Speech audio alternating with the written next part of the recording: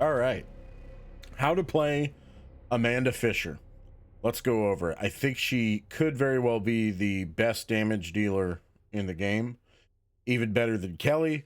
Now, I need more time with Kelly. I haven't really spent any time playing her. I have a friend who has played her, and I've played with really good Kellys, but I think that Amanda is potentially a better, higher damage dealer than even her. And all the hunters are really good, so let's get into it. The first thing is her abilities. The first one is ammo for days. When activated, this ability allows you to temporarily fire your ranged weapons without expending any ammunition, and this lasts for 7 seconds on a 90-second cooldown. This is really good no matter what weapon you have. If you have a blunderbuss, which is my favorite gun, it means you don't have to reload. You just shoot. The disadvantage of the blunderbuss is that once you get your range damage maxed out on with your pink F upgrades, your reload speed is so quick that it's practically as fast as the fire rate. So that's not great, but it's clearly meant to be used for the pistol, because the pistol has a very high fire rate, and it gets even faster with her third ability, her weapon master. So it's clearly designed to go hand in hand with that, so you could just pump out a bunch of rounds really fast. So it's a great ability, and it's really great for every ranged weapon, really. The second thing is starting the match with the pistol. I mean, it's great to start with a ranged weapon when you're a ranged character, especially as the meta continues to develop and demon players start to become more and more aggressive in the early game. It's good for hunters to have an ability that starts them out with a weapon. The third thing is Weapon Master Pistol. The pistol's really good, especially once you unlock her Weapon Master.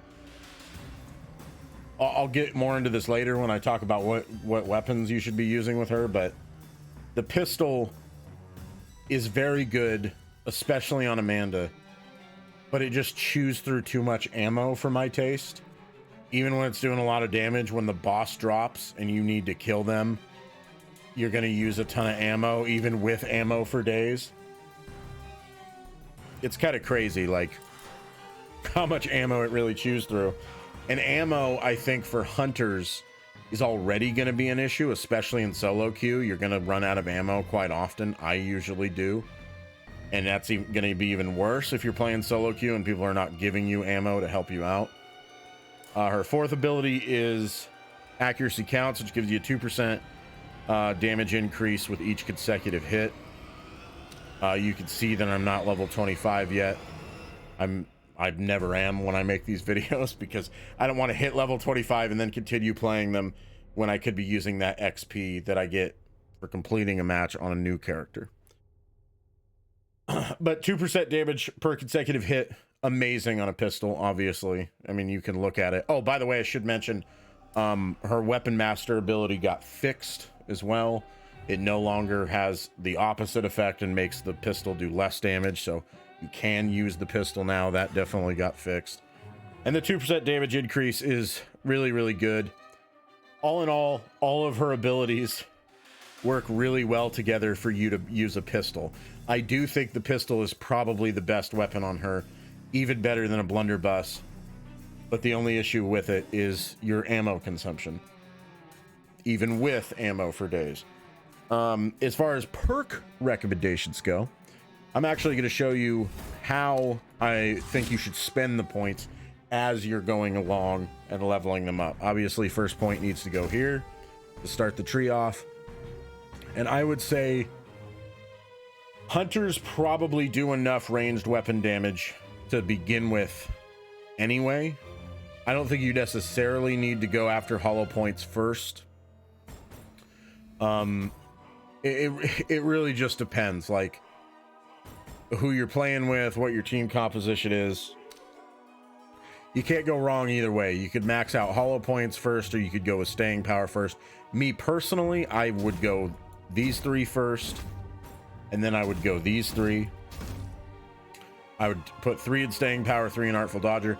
And the reason for that is that if you give yourself 25% maximum stamina, which is a great increase all the way through, 5 to 10 to 25%, so it's worth it to fully upgrade. And then if you give yourself stamina cost reduction on dodging, it goes from 15 to 20 all the way up to 35. So from level 1 to level 2, it's only a 5% increase, but from level 2 to level 3, it's 15. So very important to get that to level 3. If you do this, you are going to have so much stamina once you have both these perks maxed and your stamina in game via pink F upgrades maxed out. You're gonna have so much stamina you should never get hit. I'm not kidding. The only time you should ever go down is when you're the last person left and you get swarmed. Otherwise you really shouldn't be going down. That's how crazy her stamina gets. So I would highly recommend that and going after that first, because hunters tend to do enough damage as it is, and this is just going to make things like get out of control. I would say that you don't need to go after Last Chance early like I would recommend probably on other hunters, because she does work with a pistol really well. Now, an important thing that I was taught via YouTube comments right here, very helpful, thank you, is that if you unload your gun, no matter what it is, and get it down to one last bullet, you can then activate her ability, which gives her unlimited ammo, and it's going to apply the Last Chance damage bonus on every single bullet she fires. That's really good, especially with a pistol. Very good with a revolver. Very good with every weapon. So that's important to keep in mind. But I would say probably not a huge priority to go after that right away. Me personally, I would just go into increased ranged weapon damage right now, and I would just try to max that out. It has a very good increase on it. It goes 5 to 10 to 15, then it goes up 10% on the last level all the way up to 25, so it's good increases. You want to take everything, all 4 perk slots. After that, you could either go down or up in the skill tree here. I would recommend staying up here. The reason for that is I don't think you really need to reduce the recoil of ranged weapons, and getting more dismemberment damage I think is better than having balance bar damage. I mean, you can't really go wrong either way, but then it's between dismemberment damage and spread reduction, or balance bar damage and recoil reduction, whichever one you prefer. This one I think is down completely to personal preference. Me personally, I prefer to go up because I like the reduction of spread on ranged weapons, because if I ever get in a situation where a legendary shotgun drops, I want to be able to have reduced spread so that it's more of a sniper and I can hit all my pellets, you know. Recoil to me doesn't matter because something like the blunderbuss has an insane amount of recoil, and I've never really felt it was a problem. So I've never really felt the need to have reduced recoil. So here, I would then go 1-1, and then I'd max this out. Again, great percentage increases on Wig Splitter. Goes from 5% to 10% to 15, so it's only a 5% increase with each level, but then on the last level, it's a 10% increase all the way up to 25. So once you have that, you're going to be doing a ton of damage. So even now, what you have here, with a bunch of points left, 8 total if you get to level 25, you're going to be doing a ton of damage, and you're basically going to be unkillable. So even now, it's insane. And then I would come down here, and I like to go for Deadly Up Close, which is the perk that makes it so you do more damage when an enemy is close to you. And then go ahead and fill out Last Chance and get that maxed out. As far as your last 3 points go, me personally, I would probably spend it 2 in here on Deadly Up Close, just because it gives you a little bonus damage in case you ever run into like a level 45 demon who's put all their perks and upgrade points into like boss stuff, and they have a ton of health. It's nice to have this because it gives you that option to where you can run up to the boss if they're stunned, or if they're stuck in an animation like Evil Ash's grab, you can just run up and barrel stuff them and deal 25% extra damage to try to kill them right away. So I would definitely fill this one out, and then that would leave you with one last point, and the last point you can put in anything. I would not put it in fear reduction because that's only a 5% fear reduction, and I don't think that it's worth it. Personally, I would put the last point into surgical strike because that's a 20% bonus. It goes from 15 all the way up to 35, so that makes the spread way less. So now if you pick up a shotgun, you know, it's basically going to turn it into like a sniper in terms of its accuracy. It's not going to have a lot of range, but it's going to be way more accurate. So I would fill out surgical strike there. As far as some of these other perks go, I would not take quicker cooldown. I don't think 10% is worth it on basically any of the abilities in this game. The only one I think that might be worth it is like Cheryl after the nerf, because now her cooldown's ridiculous. Otherwise, I don't think 10% is worth it. The larger the value, the larger the cooldown, the greater the value you get out of this perk. I don't think 90 seconds is long enough to justify it. The biggest one is probably fear reduction. A lot of people are probably going to point that out and are like, hey man, why don't you take fear reduction? You know, one of your biggest concerns as a hunter is getting possessed and then wiping your whole team. That's certainly true. I just am not sure where I would take points out of. You'd have to sacrifice damage or stamina by a lot if you were going to take this. So the only thing that I would say that you could alter here potentially is keep a point out of this, keep a point out of this, and just leave that at a 1, and then go ahead and max out your fear reduction. If you're worried about fear reduction, then go ahead and do that and max out fear reduction. Me personally, I've never felt like I've had too much trouble managing my fear. And I think that once it gets towards end game, the last few objectives, it doesn't matter what your fear resistance is, especially on a hunter. Even with 20% extra fear resistance, you're gonna get possessed. It's gonna happen. They're gonna be generating so much fear. I don't even think this perk is really relevant towards the end game. And in early game, you're gonna be resistant enough that you can manage your fear as long as you're good about picking up matchsticks and going to fires and stuff like that. So for me personally, I'd rather take the damage because I think more and more we're running into high level demons that need this extra damage in order to take them out. As far as pink F upgrades go, pretty standard. I think all of the hunters are pretty close to being the same.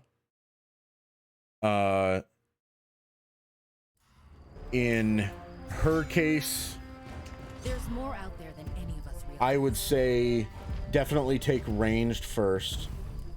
And the reason for that is because the final upgrade on ranged is really, really absurd. It's a 50% reload speed reduction. So if you're somebody who uses the blunderbuss, you have to have this or the reload is like just too slow. I even made a video on Annie, and she doesn't get this reload speed reduction, and it's very noticeable. One of the things that makes using the blunderbuss on a non-hunter class pretty difficult. So I would definitely go ranged first. If you, for some reason, you feel like you don't need damage or reload speed reduction, maybe you don't like the blunderbuss and you're sticking with the pistol, you can go stamina first. Both of these are the first two things you want to take, in my opinion. Stamina especially is really absurd. The stamina regeneration and especially the cost reduction is so gross. Like, you are literally going to be able to dodge everything. When they possess someone, whether it's a boss or like a basic unit, which is becoming more and more meta, they'll never touch you until you're the last one left. It's disgusting. After that, obviously, it's going to be either shield or fear reduction. I think that's going to depend on your team composition. If you don't really have any healers, I would say definitely go fear reduction first. Get 30% fear reduction as quick as you can, because by that point you're going to be kind of mid-game, and that's where things are a little iffy, where it's like It's not end game to where you're going to be getting your fear all the way up no matter what, but it's also not early game to where you can kind of manage your fear levels without needing this boost. So it depends, because if you have a healer on your team, especially like a Pablo, who's going to be feeding you a bunch of shields, take shields before you take fear. So then that way you're getting more value out of them burning their amulets. So just pay attention. And even if you have a healer on your team, scout them out a little bit in the early game. See if they're actually using shields properly, using amulets properly. If they're not, you don't need to worry about this just yet. You shouldn't ever be getting hit anyway because of your stamina. So I think fear is a better priority. So you'll take one or the other depending on what your team composition is. So either fear or shield. And then after that, definitely take health. It's a tiny upgrade that's not really even that worth it to go from 900 to 925 or to, you know, get plus 50. But you don't need melee damage, because melee damage is an even smaller bonus. And you really should never be meleeing with a hunter anyway. So melee is definitely the last thing you want to take. So in order, I would say you want to take ranged, stamina, fear, shield, health, and then melee. That's how I would do it. All right, now as far as what weapons you want to use, ranged weapons, blunderbuss is obviously top priority. Pistol is really good, her starting pistol. I'd say between like the blunderbuss, the hunting rifle, the pistol, and the revolver, just take whichever one of those you find that is the highest rarity. I wouldn't stick with the white pistol, even though it's very, very good on her, if you find like a blue blunderbuss, you know. Me personally, I prefer the blunderbuss just for ammo consumption. The pistol, I've tried it on her, even with her Q, her ability. I just burn through ammo way, way too fast. So I still prefer the blunderbuss. The other thing too is that it seems like most of your teammates don't use special ammo, so that's all the special ammo that's, you know, that can go to you if need be. Teammates tend to use a lot of long gun and occasionally some pistol ammo, so special ammo is very, very rare that you see a teammate who's using that. So definitely use either the blunderbuss, the pistol, the hunting rifle, or the revolver is what I would recommend. Melee weapons don't matter. You pick up the scraps of whatever your team doesn't want. It really, like hunters, it really, really doesn't matter. But I would recommend taking like a balance bar weapon, or just taking like the best of whatever you can find. Like, remember, you can check out my tier list of melee weapons. Take the axe, take the sledgehammer, take the shovel. I didn't have the shovel on that tier list, but the shovel's also very good. The baseball bat, things like that. Anything that deals, the sword, anything that deals high balance bar dismemberment damage, that your teammates don't want. So you're just picking up the scraps. You basically should never, ever be meleeing as a hunter. Ever. Like, the only time you should ever be meleeing is when you completely run out of ammo, which should almost never happen if your teammate is, you know, supporting you. So you see here, like, I could just dodge forever because of the stamina, like, unless he grabs you. You should never get hit unless Evil Ash or Henrietta grab you. Or Elagos, I guess, can grab you too. As far as how to play, pretty standard. All hunters kind of play the same way. You just want to dodge and get out of the way. Try to make sure your teammates don't run right in front of your shot like that guy just did. But yeah, you just want to keep a distance. Let your melee characters melee. Clean stuff up as best you can. Make sure you keep an eye on your ammo count. Always keep at least one bullet in the magazine if you're about to run out, so you can still use your Q. Please don't forget that. It could be that you run really low on ammo towards the end of the game. You need to always make sure you save at least one bullet so you could use your Q for when the boss shows up and help kill the boss. You never want to go down to 0 ammo. And now that I say that, I'll probably do it right here. But maybe not. Hey, look at that. I'm at 1 ammo and I ask for ammo. That's the another part of playing a hunter. Always ask for ammo when you're about to run out. Please Don't get greedy like I just did and waste all your ammo. See, they just spawned the boss, so my thought process was, we beat the objective. He already spawned the boss. Somebody will drop me special ammo, or I can find some. Probably not a good idea. Probably not a good idea to rely on your teammates to do that. Also, when you're playing Hunter, don't forget, you can pick up any ammo type. Pick up all the ammo types you see, so then if you do run out of ammo, you can switch to something else like I did right here. I switched over to the pistol, which he's also really good with, because I ran out of ammo on my white blunderbuss. There you go. Make sure you pick up all the ammo that you can find. So that's basically it. That's how you play Amanda. Save your Q for when bosses show up. And that's basically it. Aim for the head, folks. This is how you play Amanda. Let me know your thoughts. And if you got any strategies or any tips on how to play Amanda and where you think she belongs in a tier list among survivors, and whether or not you think that she's better than Kelly. A lot of people think I'm crazy for saying she's better than Kelly, but I will get around to getting Kelly to level 25 and then reassess her. But right now, I think Amanda's probably the better damage dealer, and I hope this video helps you. And if it did, hey, why not subscribe, you know? That's not even the right thing. Neither's that. But hey, you should subscribe anyway. That's the right one. Boom. There you go. Hey, don't forget to subscribe, folks, if you liked what you watched. Let me know in the comments what you think. And I hope this video helps you and you start killing some deadites with Amanda Fisher.